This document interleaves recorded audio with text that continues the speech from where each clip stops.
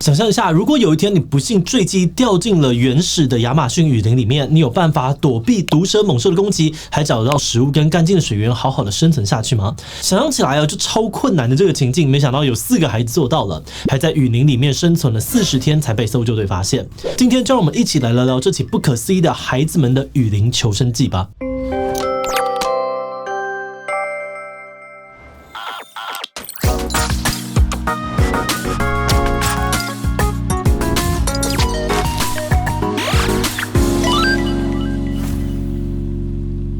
Hello， 大家好，我是志奇。这个事件是发生在今年的5月，4名哥伦比亚的小孩跟着他们的妈妈一起搭乘小飞机离开自己的家乡，结果在飞行的途中，小飞机失事坠机掉进了亚马逊雨林里面。哥伦比亚的搜救队收到消息就马上出动救援，但亚马逊雨林又大又很难前进，最后花了2个礼拜才终于找到飞机的残骸。而他们发现机上的3个成人，包含了孩子们的妈妈都已经罹难，但4名孩子却不见踪影。搜救队和当地的原住民即刻展开行动，经历了整整40天之后，成功的在6月9号找到了这4名孩子，而且孩子们被发现的时毫发无伤，只呈现精疲力尽、营养不良的状态，这让各国的媒体都啧啧称奇甚至连哥伦比亚总统都表示，这群孩子展现了生存的典范。这就让我们很好奇，年纪还小的他们到底是怎么样在原始丛林里面生存下来，而搜救队又怎么样找到这些孩子们的呢？不过在开始今天的讨论之前，先让我们进入工商服务时间。在这个一张图就能够决定成效的时代，你是否正在烦恼如何塑造品牌形象，或是想要打造一个独特且有创意的视觉，却一直找不到合适的设计服务呢？那你可以考虑我们简讯设计，我们能够提供你多元的设计服务，从梳理品牌脉络的企业视觉识别，到视觉强烈的活动主视觉，还能够架设各种风格的插画、漫画，让你的品牌有创意又独树一格。我们有专业的企划以及专案管理，品质稳定有保障。不管是 logo、活动主视觉、贴图、社群图、懒人包等等的各种需求，都欢迎来洽询简讯设计哦。这4个孩子呢，年纪最大是11岁的姐姐莱斯利，而另外3个孩子呢，分别只有9岁、5岁以及11个月大。4姐弟跟他们的妈妈为了要逃离家乡的武装组织，于是在今年的5月1号的早上，搭乘了7人小飞机，从哥伦比亚南部往北飞行，希望到更安全的地方居住。没有想到在起飞之后，小飞机的引擎故障，直接坠落在雨林里面，而且他们坠落的地点还是人烟罕至、尚未开发的区域。这个区域的树木茂密而且平均都高达40公尺，阳光很难照进来，很容易迷失方向。而这个季节的天气也很恶劣，大雨一下就是16个小时以上，这使得搜救队花了整整2个星期才终于找到飞机的残骸，还有罹难的大人们。虽然很幸运的是没有看见4个孩子罹难的遗体但他们在雨林当中还是有许多的威胁，包含了美洲豹毒蛇等等的野兽，还有许多盘踞一方的武装组织，甚至呢找不找得到干净的食物跟饮水也都是个问题。但虽然情况不乐观但搜救队还是决定要想办法找到他们。哥伦比亚出动了150名的士兵和200名原住民志愿者，还包含了10只搜救犬，还有直升机，组成了搜救队。打算要搜寻占地面积超过300平方公里的区域，而这个区域甚至比整个台北市的面积还大。他们试了很多的方法比如说呢，从飞机上面扔东西，包含了饼干面包、水、口哨、打火机，还有几千张的传单。传单上面呢有求救资讯，请孩子们制造噪音或者是烟雾，让搜救队员可以找到他们。他们还请外婆用孩子们的母语为托托语录音，告诉他们待在原地不要动，让搜救队方便定位，尽快的把他们带回家。搜救队也彼此约定如果找到活着的孩子，就要透过无线电回报奇迹。但是随着时间一点一滴过去找到孩子们的希望越来越渺茫，搜救队还是决定要坚持下去，因为他们呢一直有找到新的线索，包含了婴儿的奶瓶尿布和发带，也没有看到遗体或血迹，这可能表示孩子们还活着，而且一直在移动。终于呢，在飞机失事了40天后，有搜救队员回报了4次奇迹，找到了4个孩子，就连最小的婴儿也都像奇迹一样活了下来。这不禁让搜救队还有关心这场空难意外的人都很疑惑，这孩子是怎么在如此艰难的环境下找到食物跟饮水，又成功的避开各种危险的呢？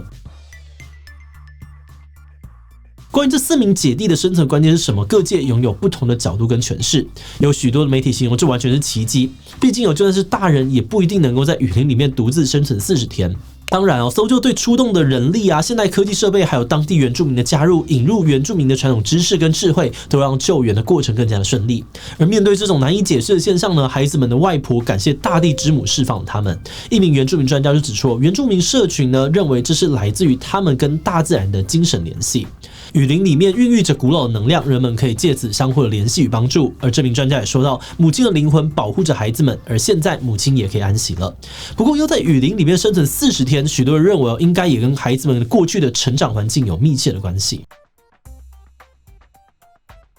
在孩子们获救之后呢，进行治疗的过程当中，外界才渐渐拼凑出了他们存活下来的秘密。其中呢，最重要的就是姐姐莱斯利知道怎么样照顾弟弟妹妹，也知道如何在丛林里面生存。根据孩子们的回忆，坠机之后妈妈还活了几天，并在断气离世之前告诉他要想办法向外求援。因此，姐姐带着弟弟妹妹离开了飞机，她还用发带绑树枝，做了个简单的帐篷避难所，并且带了飞机上面的木薯粉当做食物。幸运的是，当时是雨林的野果季节，莱斯利刚好知道哪些是可以吃的野果跟植物，所以在木薯粉吃完之后呢，他开始摘野果跟种子吃。此外呢，他也用罐子收集雨水跟溪水来获得干净的水源。而且呢，在这40天里面他们还常常爬在树上躲避野兽。事实上，他们其实是哥伦比亚南部地区的原住民维托托族的小孩，他们从小就很熟悉森林，不止长辈会传授森林的知识、智慧，还有生存技巧，孩子们也会在森林里面玩各种生存游戏。而且在他们的文化里面，姐姐会担任妈妈的角色，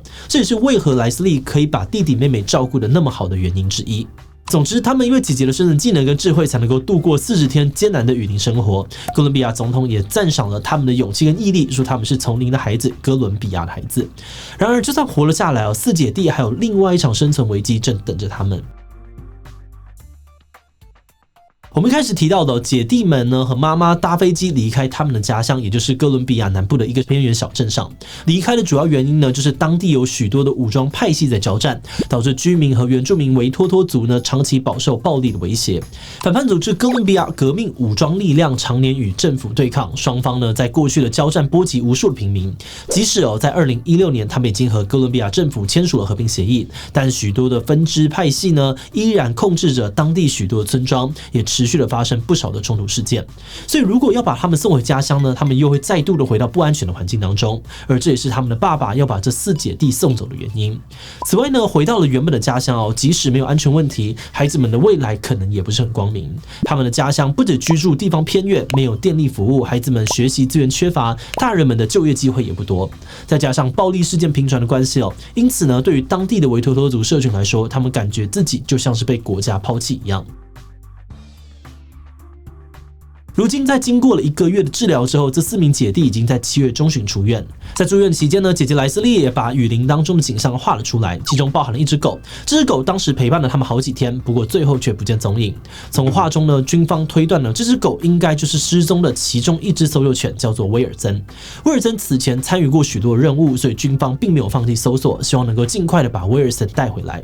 目前虽然孩子们已经平安出院了，但事件还未告一段落。他们的父亲与外公爆发了监护权大战。外公指控父亲有家暴的问题，指出每次夫妻爆发冲突时，孩子们就会躲进森林里面。而父亲确实承认曾经动手打过妻子，但强调这是他们的私人家事，不应该因此被公审。由于父亲跟外公都不让步所以孩子们呢会先由当地的儿福机构负责照顾。在接下来的6个月内，相关机构也会做出评估，决定谁能够争取到孩子们的最终监护权。